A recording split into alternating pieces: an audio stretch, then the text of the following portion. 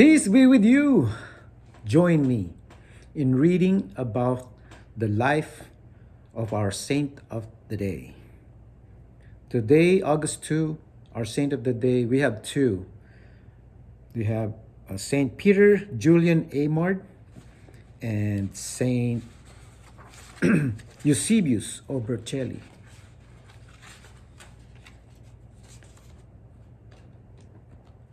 Saint Peter Julian Eymard, priest, 1811 to 1868.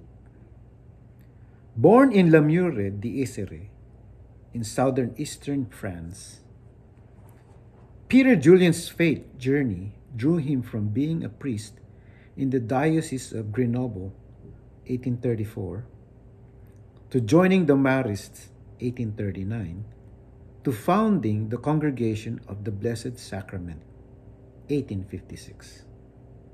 In addition to those changes, Peter Julian coped with poverty, his father's initial opposition to Peter's vocation, serious illness, a Jansenistic striving for inner perfection, and the difficulties of getting diocesan and later papal approval for his new religious community. His years as a Marist, including service as a provincial leader, saw the deepening of his Eucharistic devotion, especially through his preaching of 40 hours in many parishes. The Congregation of the Blessed Sacrament began working with children in Paris to prepare them to receive their first communion. It also reached out to non-practicing Catholics, inviting them to repent and begin receiving Holy Communion again. He was a tireless proponent of frequent Holy Communion, an idea given more authoritative backing by Pope Pius X in 1905. Inspired at first by the idea of reparation for indifference to the Eucharist, Peter Julian was eventually attracted to a more positive spirituality of Christ-centered love. Members of the men's community, which Peter founded, alternated between an active apostolic life and contemplating Jesus in the Eucharist. He and Marguerite Guillot founded the Women's Congregation of the Servants of the Blessed Sacrament. Peter Julian Eymard was beatified in 1925 and canonized in 1962, one day after Vatican II's first session ended.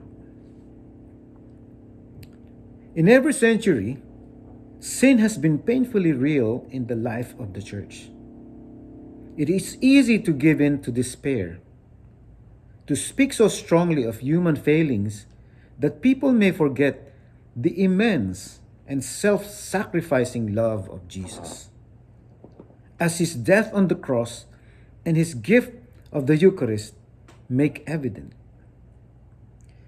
Peter Julian knew that the Eucharist was key to helping Catholics live out their baptism and preach by word and example the good news of Jesus Christ.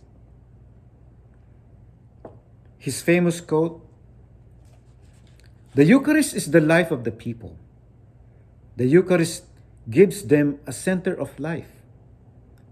All can come together without the barriers of race or language in order to celebrate the feast of the Church.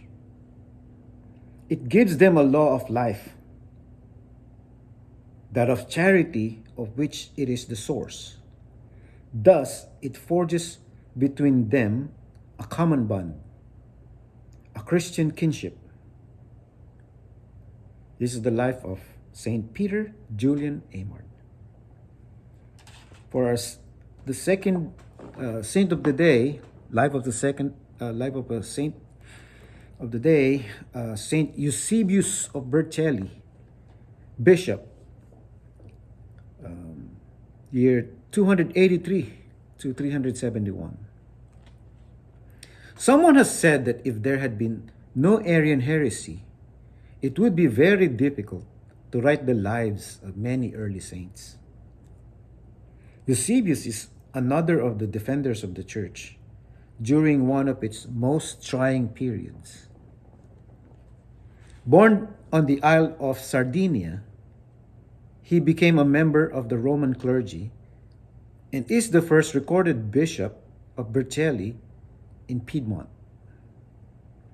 He is also the first to link the monastic life with that of the clergy, establishing a community of his diocesan clergy on the principle that the best way to sanctify his people was to have them see a clergy formed in solid virtue and living in community.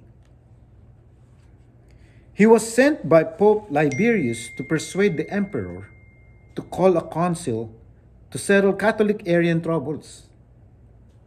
When it was called at Milan, Eusebius went reluctantly, sensing that the Arian bloc would have its way, although the Catholics were more numerous. He refused to go along with the condemnation of Athanasius. Instead, he laid the Nicene Creed on the table and insisted that all sign it before taking up any other matter. The emperor put pressure on him, but Eusebius insisted on Athanasius' innocence and reminded the emperor that secular force should not be used to influence such church decision. At first, the emperor threatened to kill him, but later sent him into exile in Palestine. There, the Arians dragged him through the streets and shut him up in a little room, releasing him only after his 4-day hunger strike. They resumed their harassment shortly after. His exile continued in Asia Minor and Egypt until the new emperor permitted him to be welcomed back to his see in Vercelli. He attended the Council of Alexandria with Athanasius and approved the leniency shown to bishops who had wavered. He also worked with Saint Hilary of Poitiers, January 13, against the Arians. He died peacefully in his own diocese at an advanced age. Catholics in the U.S.